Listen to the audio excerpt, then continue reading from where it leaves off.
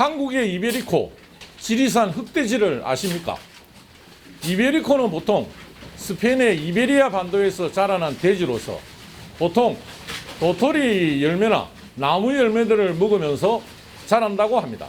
그래서 특유의 품질과 향미를 자랑해 전 세계적으로 유명합니다. 그러나 요즘은 그 맛이 조금 이상해졌다는 그 풍문도 있지요. 지금 제가 나와 있는 지리산 자락에 있는 경상남도 함양군의 이 양돈장에서는 지리산 흑돼지 까메오들이 그 지리산 자락의 맑은 청정수와 도토리 열매를 먹으면서 무럭무럭 잘 크고 있습니다.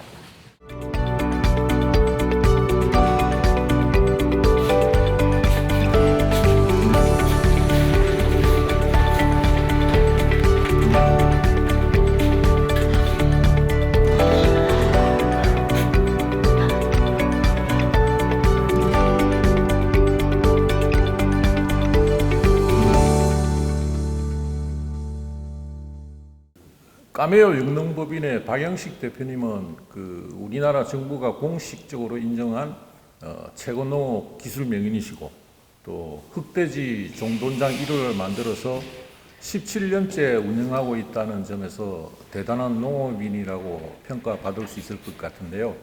먼저 그 흑돼지 양돈을 처음 시작하게 된 계기는 뭔지 좀 말씀해 주시겠습니까?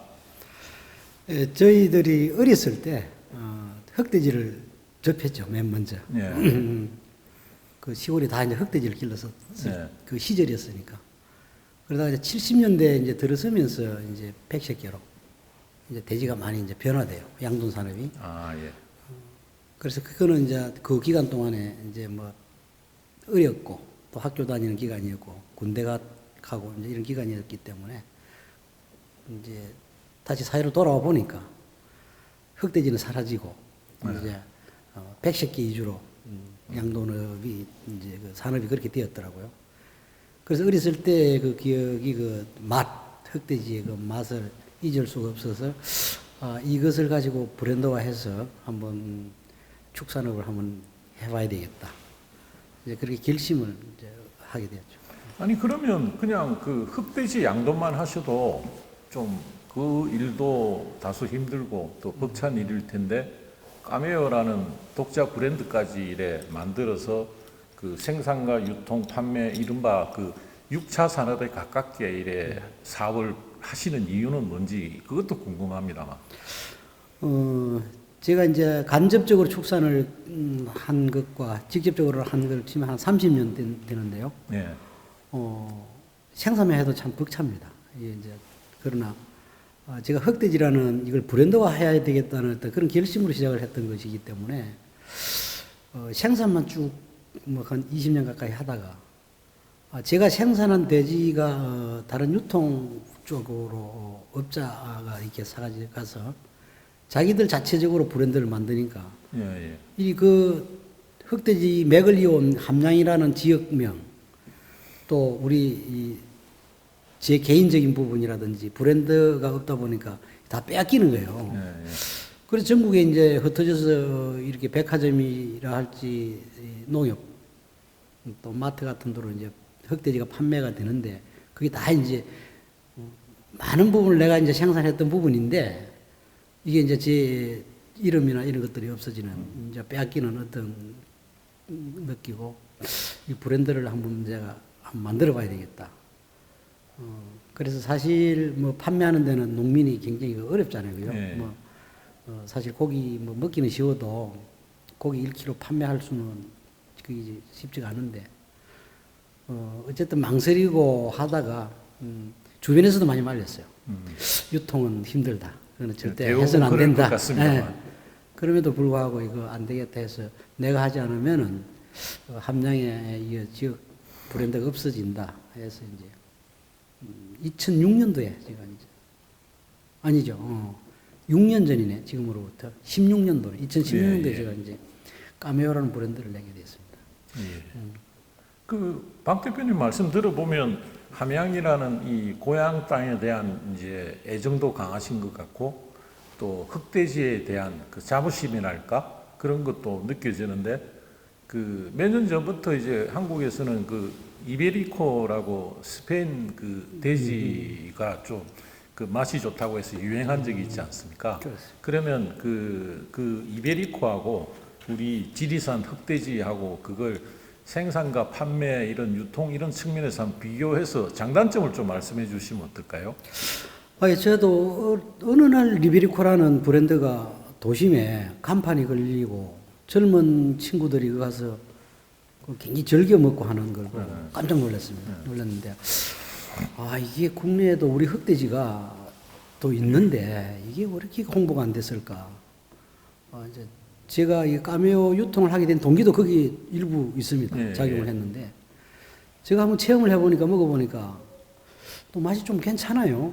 국내 백식개보다는 조금 백색기라는 거는 흰돼지, 하얀 돼지 하얀 요즘 돼지. 예. 많이 먹는 그거 말씀하시는 예. 거죠? 그거보다는 좀 맛이 있고 그렇더라고. 그래서 그렇구나. 그러나 이제 제가 먹어보니까 흑돼지하고는 이제 네. 비교가 안 될 정도로 우리가 그 육질 부분에 자신감을 가졌는데 사실 리베리코가 와가지고 뭐 10년은 안 돼도 5년 이상 된 것 같은데 아마 육질 부분에는 또 여러 가지 유통에 또 문제점이 그 외국에서 들어오다 보니까 예, 예. 중간 또 문제가 유통 문제도 있고 해서 아마 소비자들이 그렇게 끝까지 계속적으로 애호하지는 않을 것이다. 저는 그 부분은 확실히 하고 있어요. 네. 그러고 보면 최근 들어서는 그 이베리코 돼지의 그 인기도 좀 많이 떨어진 것 같더라고요. 그만큼 이제 우리 토종 돼지 또 뭐 그 흑돼지들의 그 경쟁력이 높아진 탓도 있겠죠. 그런 걸 생각하면 그 이제 박 대표님께서는 이제 대표적인 축산인이시고 대표적인 이제 농업인이신데 그 우리 양돈업이 좀 발전하려면 그 앞으로 그 차기 정부나 또 우리 축산 농가 그리고 민간 소비자들이 좀 어떻게 하는 게 바람직하다고 생각하시는지 좀 고견을 듣고 싶습니다. 굉장히 숙제가 남아 있습니다. 양돈, 특히 축산 중에 이제 양돈인데, 사실 그 환경적인 부분이 굉장히 대두가 돼요. 70년, 80년대는 그냥 이제 돼지를 생산해서 판매하면은 큰 문제 없이 양돈을 영위를 할 수 있었는데, 지금은 이제 환경적인 부분을 주민들이 또는 이제 기농 기촌하신 분들이 이제 이야기들 많이 하고 있기 때문에 이 부분을 풀어가야 되는데, 우리가 양돈을 시작할 때는 그렇게 환경 부분이 그렇게 중요치 않았는데, 네. 그때 시설 기준과 사육 그 방법대로 했는데, 지금 갑자기 이제 그 부분을 들어 나오니까, 이게 이제 규제가 시설로 새로 더 많아지고 네, 아주 많아졌습니다. 아주 세밀하게 이제 그 환경 관련 규제가 늘어났죠. 네, 많이 늘어났습니다. 그래서 이제 이것을 돈을 어느 정도 돈을 들여서 시설로 커버할 수 있겠지만은, 그러나 그건 또 한계가 있고, 굉장히 그 숙제로 남아있는데, 이제 환경 부분을 해결을 해야 돼요. 해야 되고, 또 이제 농가가 나만 돈 벌고 잘 산다, 이런 개념은 버려야 되고, 어쨌든 지역 주민하고 사회에 어떤 공헌을 하는 어떤 그런 부분까지도 저희들이 이제 해야 되고, 그러므로 해서 이제 지속 가능한, 이게 뭐 50년, 100년 정도 이렇게 그 가야 될 있던 축산물, 아주 중요한 우리 그 축산물인데, 이게 지금 그게 약속이 지금 뭐 소비자하고 이렇게 좀 다르기 때문에 예, 예. 이제 그 부분입니다. 지속 가능한 축산업으로 끌고 가야 되는 거. 이거는 농가는 정말 힘들고 노력해야 되겠지만 정부가 어쨌든 시설 부분하고 30년, 40년 전에 어떤 의식으로 지은 시설 예, 예. 또 그런 환경 부분을 조금 정부가 이 행정 규제 이런 부분도 시대에 맞게끔 예. 잘 이제 유연하게 조정을 해야 되겠군요. 이제 행정 어떤 규제는 환경 부분은 강화됐으면 강화됐지 뭐 약해지지는 않을 그렇죠. 테고 예. 이 부분을 농가한테만 너가 알아서 해라. 예. 규제만 하고 뭐 벌금 매긴다든지 이렇게 뭐 시설 이렇게 갖추지 않으면 기준을 갖추지 않으면 폐쇄시킨다든지 이런 얘기가 지금 공공연하게 나옵니다. 예. 지금 그래서 이제 그런 부분을 정부하고 농가하고 주민하고 예. 이렇게 이제 유기적으로 이렇게 가야 지속 가능한 축산업을 할 수 있겠고 그것을 풀어가는 것이 이제 마지막 숙제라고 생각합니다. 예. 그렇겠군요. 그 뭐 다 아시다시피 뭐 지금 현재도 저희들도 다 같이 겪고 있습니다만 그 대한민국은 뭐 대한민국뿐만 아니라 전 세계가 지난 2년간 이제 코로나 팬데믹을 겪으면서 경제가 침체되고 불경기가 또 오랫동안 지속되면서 여러 가지 어려운 상황에 처했지 않습니까?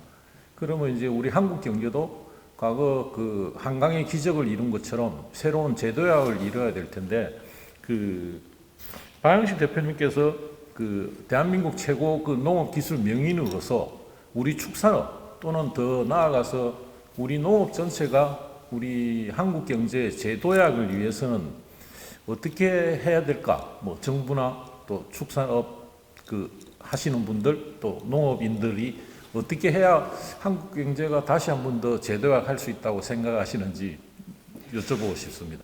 그동안에는 이제 생산량을 많이 생산하고 단위 면적당 생산량 거기에 초점 맞추고 그렇게 했습니다. 그러나 이제 국민 소득이 높아졌기 때문에 네. 이제 뭐 배고픈 시절은 다 지나갔잖아요. 그래서 이제 유기농이라든지 화학 비료를 좀 덜 쓰고 어쨌든 건강에 좋은 쪽으로 포커스를 맞춰서 어쨌든 작물을 선택을 해서 그렇게 이제 길러내야 농민의 그런 책임을 갖고 정부에서는 다양하게 이제 생산되는 그런 뭐 작곡에서부터 축산물에 이르기까지 그런 농산물을 어쨌든 유통 단계를 좀 줄여가지고 직접 소비자에게 좀 이렇게 농산물이 바로 전달되는 어떤 그런 단계를 좀 줄여주면은 소비자도 신뢰하고 좀 적은 가격으로 많이 부담하지 않고 이제 또 소비자도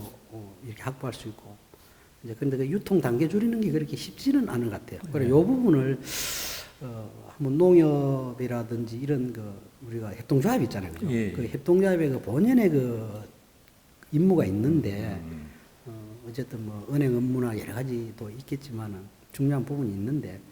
하여튼 유통 구조 부분에 대해서 획기적으로 뭐 다른 타국에서 외국에서 일본이라든지 이런 데서 하는 걸 좀 과감하게 좀 반영을 좀 해주면은 일본 같은 데는 농민이 뭐 무엇이든지 생산만 하면은 뭐 협동조합에서 판매해 주니까 그렇게 열심히 생산하거든요.